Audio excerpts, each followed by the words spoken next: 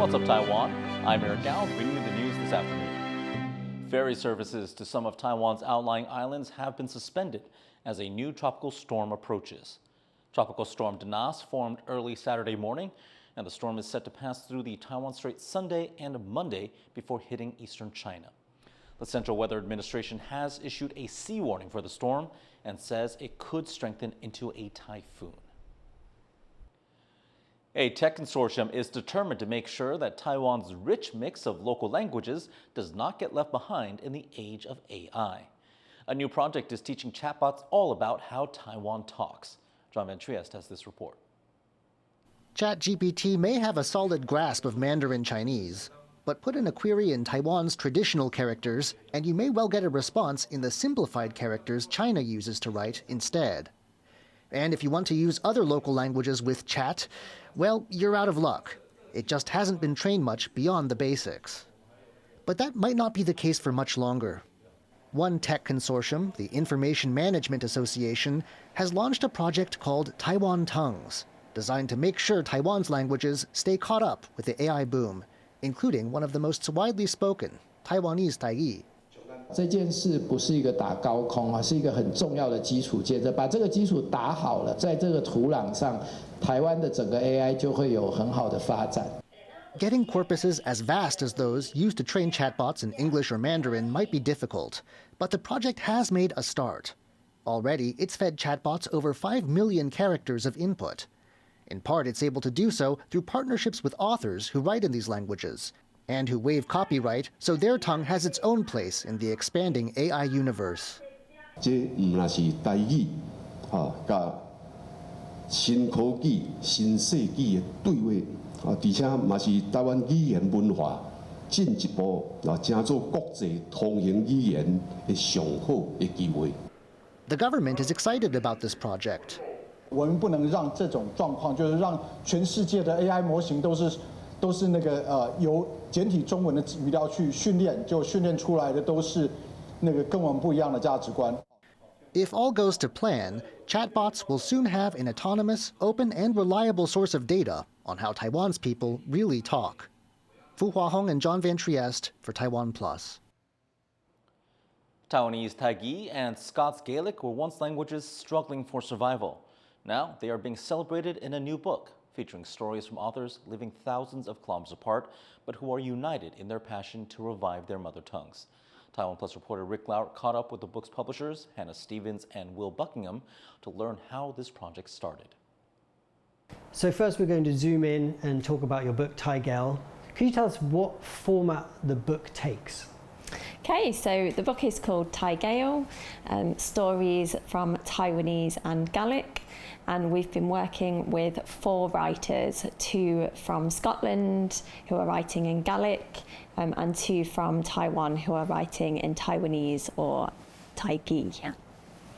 And we're not just commissioning new stories in those languages, but we're also translating between them. So each of the stories will be translated, so from Gaelic to English, to Mandarin to Taigi, and from Taigi to Mandarin to English to Gaelic. So each story by all 4 writers will be in the 4 different languages. So there was a lot of editing, translating, working with different writers in 2 different continents. Can you tell us a little bit about the experience of putting this book together? Yeah, so it's been fun and it's been interesting. It's been really lovely, actually, kind of bringing together writers in the different countries. Also, while we've been based in Tainan, so we had a writers' circle which was online that brought us all together in the first instance. So writers could get to know each other, could start to share ideas, talk about their respective countries. And just kind of get comfortable with the idea and the project. So the project started back in last year, sometime last year, early last year. We were up at National Taiwan Normal University at a conference on national languages. And as new immigrants to both Scotland and Taiwan, we were interested by language diversity. So we were at this conference and there were people talking about the marginalised languages of the UK, the marginalised languages of Taiwan, and we thought, wouldn't it be fun to do a project that brought these two parallel experiences together? So we started thinking about that. We applied for a grant from the Scottish Government. We were successful in that.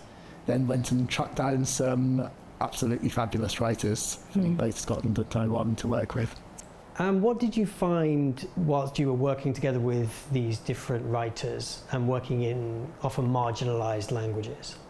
I think all languages have almost infinite possibilities for expression, and that goes for English, for Mandarin, for Taigi, for Gaelic, and for all other languages as well.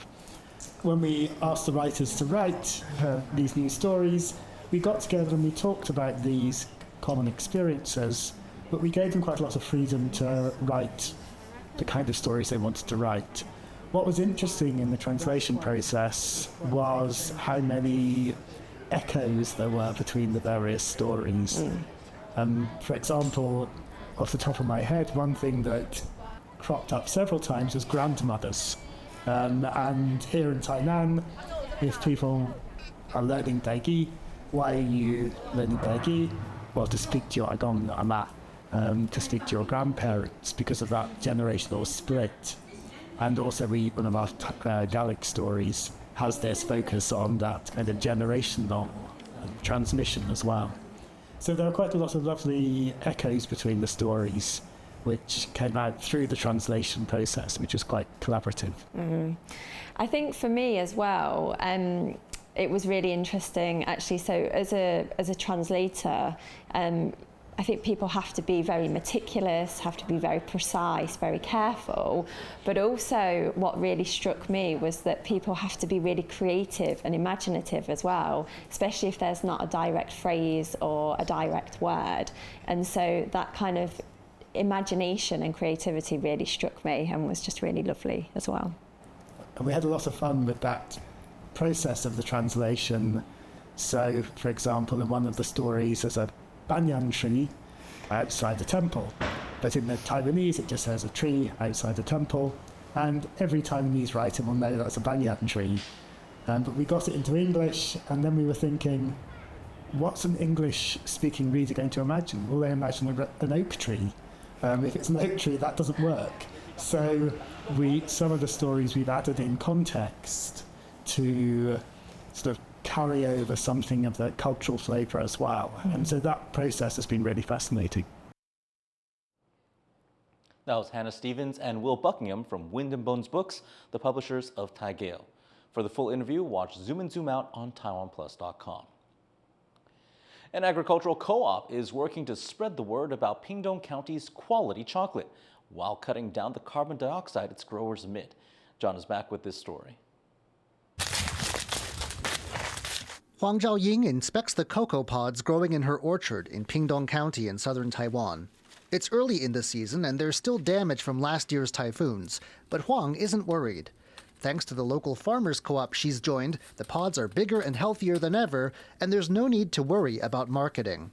土质是酸性还是怎样哈？看要用什么肥，它会有跟你验土，就感觉果实有比较大。 Chocolate is something of a specialty in this part of Taiwan, and that's in part thanks to the co-op's chair, Qiu Junyu. Qiu has been in cocoa for a decade, and he's seen the crop's ups and especially its downs. A few years ago, farmers were cutting down their cacao trees as they failed to find buyers. Now his co-op helps give Pingtung's chocolate a bigger profile and find a bigger market. Around a quarter of Pingtung's 62 hectares of cocoa fields now has an annual contract with the co-op. Cocoa is a complicated business, but here each step is carefully organized. Once a week, cocoa pods come in from the farms. The co-op does quality control and then begins a precise process of fermentation that can take up to 2 weeks. Beans must be carefully turned so they get the right amount of sun exposure and meet the criteria for sale. 晒透的，因为我哋爱囤伊的水分含量降到7.8以下，也让它符合国际的一个标准安尼。所以今刚我哋一个步骤路尽量容易跟太阳接触，我们酿一些比较小的次级品的，我哋会推脱起来安尼。 But quality isn't this co-op's only concern. To give its products an edge, it's going green. Standard chocolate production emits 17 to 19 kilograms of CO2 per kilogram of product. The co-op has this down to 7 kilograms and wants to push things even further. Last July, it got Taiwan's first carbon label for Pingdong cocoa. That certification didn't come easy, as one local official with a passion for the cocoa business attests. 所有嘅 data 資料全部新嘅，佢就對我哋咧甜度嘅佢是盤到我哋咧佢啲出來，放到生牌啦，到100%冇相同嘅我用嘅天水，特別用嘅天嘅種類，甲我去盤查，包括我哋奶肉地杯所下嘅皮料，全部甲我盤出來。到後面要嘢成兩個場用唔同，送出去用埋嘅菜，就強下送出去，用埋嘅資料做包裝。But with climate change concern a growing factor in what people buy, these farmers and their co-op think they've hit on a plan to boost local agriculture and put chocolate from Taiwan's southern tip on a bigger stage. Joseph Wu and John Van Trieste for TaiwanPlus. Thailand has once more criminalized cannabis. Shops can now only sell to customers with a prescription, which is a major blow to a huge industry. Isabel Wang reports. In Thailand, streets lined with cannabis shops have become a familiar sight after the country became the first in Asia to decriminalize the drug 3 years ago. Tourists flocked to the country as cannabis became easily accessible for recreational use. But that's all changed. The government has added cannabis back onto the list of prescribed narcotics, making it illegal to use without a prescription for medical use. This shift is expected to impact nearly 20,000 licensed cannabis shops. Some provinces with heavy stigma is pretty much using this as a crackdown, while some other provinces, realizing that they have way too many shops within their area and don't know what to do with the overwhelmed work that is about to come out, are also saying to the shop owners like to calm down, we're not changing the rules yet. So there's a lot of confusion that's going on. Owners are freaking out. A lot of them are scared. A lot of shops are now closes. Yeah, but now we changed the plan. Maybe so open to clinics. So what does the law change entail? Cannabis is now for medical use only. No recreational use is allowed. Sales will be limited to a 30-day supply. Violators may face up to a year in prison and a $600 fine. But some customers think there will be ways to get around the restrictions. Now they want to solve the problem by just putting in the license, In the end, it's just the same, right? I can ask someone that I know if he or she may be a doctor. I can get a license for what? I don't know how many baht I have to pay, right? So the problem still exists. But why is Thailand doing this? The government says legalized cannabis has caused social problems, with increased use among young people, addiction, and complaints about foreigners using it in public. Cannabis advocates like Kitty say they are working on finding ways to raise public awareness in favor of it, increasing acceptance and understanding to keep the plant legal. Devin Tai and Isabel Wang for TaiwanPlus. And thank you for watching What's Up Taiwan. Follow us on social media to see more of our reports sent directly to your feed. Finally, take a look at runners in Madrid racing through the streets in high heels, part of the city's Pride celebrations.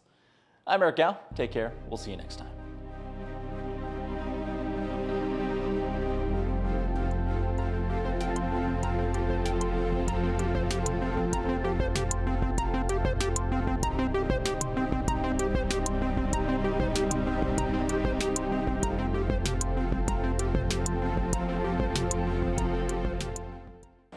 For more stories from here in Taiwan and around the world, please sure to check out our website at TaiwanPlus.com. Good shot. In the face of adversity, the power of truth. A roadmap for a just and open world, charted by the freest country in Asia. Taipei for TaiwanPlus. TaiwanPlus News, a voice of freedom in Asia.